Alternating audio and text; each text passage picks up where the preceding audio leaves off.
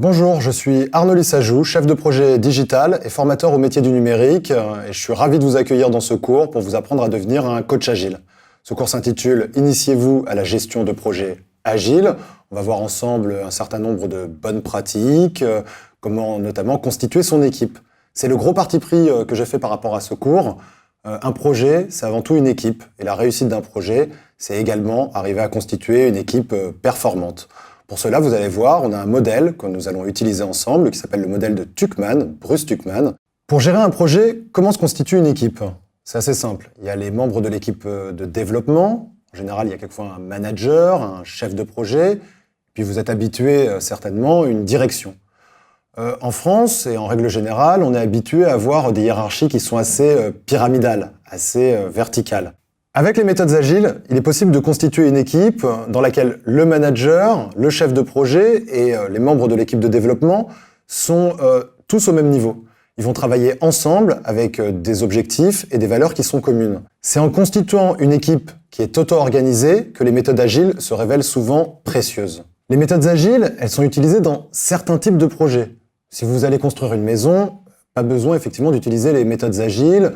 Une méthode effectivement de gestion de projet séquentiel sera tout aussi efficace. On commence par faire les murs de la maison, puis on finit par faire le toit.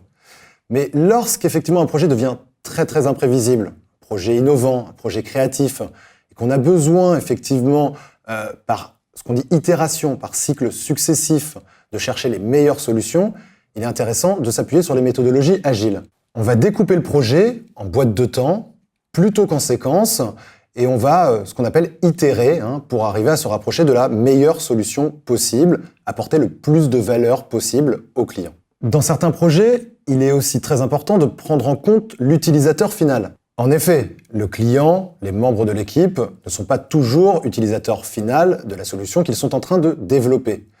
Pour cela, on peut soit effectivement faire des sondages, faire des entretiens, mais toujours étant qu'il faut prendre en compte l'utilisateur final dans ce qu'on va appeler les user stories, qui vont nous permettre effectivement de définir la gestion de notre projet agile. Nous verrons précisément cette gestion de projet agile dans la partie 3 de ce cours. Nous verrons également comment prendre en compte l'utilisateur dans la partie 2 de ce cours. Mais nous allons surtout commencer par constituer notre équipe. Et pour ça, nous allons nous appuyer, comme je vous l'ai dit, sur le modèle de Tuckman. C'est un modèle qui est en 4 étapes. Il y a une première étape qu'on appelle en général le lancement. Les membres de l'équipe apprennent à se connaître, si ce n'est pas déjà fait. Dans un deuxième temps, il peut y avoir des conflits qui apparaissent. Chacun essaye de se positionner en termes de compétences par rapport au rôle qu'il va jouer dans le projet. Et puis dans un troisième temps, l'équipe commence à se régulariser, à apprendre à travailler ensemble de manière efficace, avec des objectifs communs. Enfin, l'équipe est performante, elle est auto-organisée et elle exécute le travail, elle est prête à développer le projet. C'est la dernière étape du modèle de Tuckman.